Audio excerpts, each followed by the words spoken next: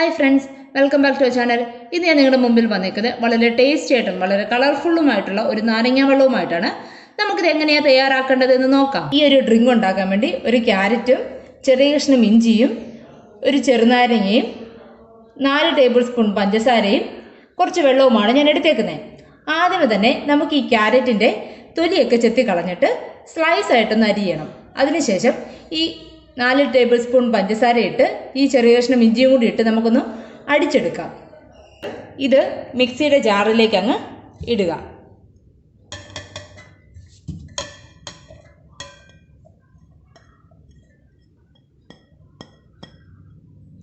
നമ്മളൊരു ചെറിയ കഷ്ണം ഇഞ്ചി എടുത്തിട്ടില്ലേ, അതും അങ്ങ് ഇടുക.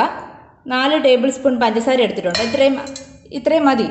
നീ അതിൽ കൂടെ വേണമെങ്കിൽ നമുക്കിടാം.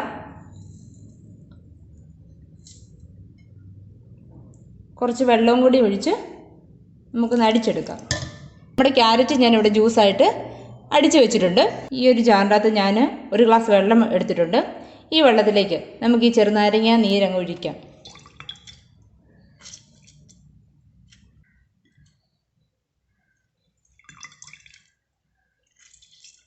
നമുക്കൊന്ന് ജസ്റ്റ് ഒന്ന് ഇളക്കി കൊടുക്കാം.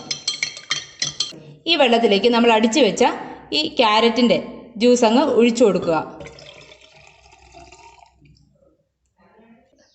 വളരെ ടേസ്റ്റി ആയിട്ടുള്ള നാരങ്ങ വെള്ളമാണിത്. എല്ലാവരും ഒന്ന് ട്രൈ ചെയ്ത് നോക്കുക.